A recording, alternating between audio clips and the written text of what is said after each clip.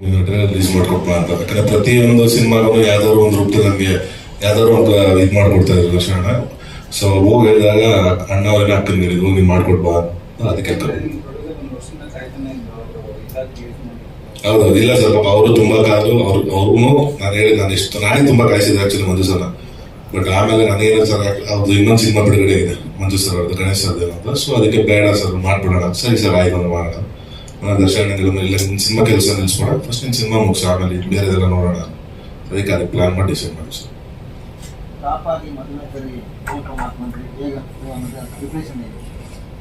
ಅನ್ಸುತ್ತೆ ಸರ್ ಅದೇ ಕೆಲವು ಸತಿ ಅನ್ಕೋತಾ ಇರ್ತೀವಿ ಯಾಕೆ ಹಿಂಗೆ ಆಡ್ತಾರೆ ಪೊಲೀಸರು ಅಂತ. ಬಟ್ ಅವಾಗ ಗೊತ್ತಾಯ್ತು ಒಂದ್ಸತಿ ಯೂನಿಫಾರ್ಮ್ ಹಾಕಂದ್ರೆ ಆಗುತ್ತೆ. ಆಮೇಲೆ ಆಟೋಮೆಟಿಕ್ ತುಂಬಾ ಚೆನ್ನಾಗಿದೆ ಸರ್. ಅದೇ ಕಂಪ್ಲೀಟ್ ಇಡೀ ಸಿನಿಮಾ ಒಂದು ಕಾಪ್ಟರ್ಸ್ ಹಾಕಿರಲ್ಲ, ಎಲ್ಲೋ ಒಂದು 5-6 ಸೀನ್ಸ್ ಅಲ್ಲಿ ಮಾತ್ರ ಕಾಪ್ಟರ್ಸ್ ಹಾಕಿರ್ತೀವಿ ಅಷ್ಟೇ.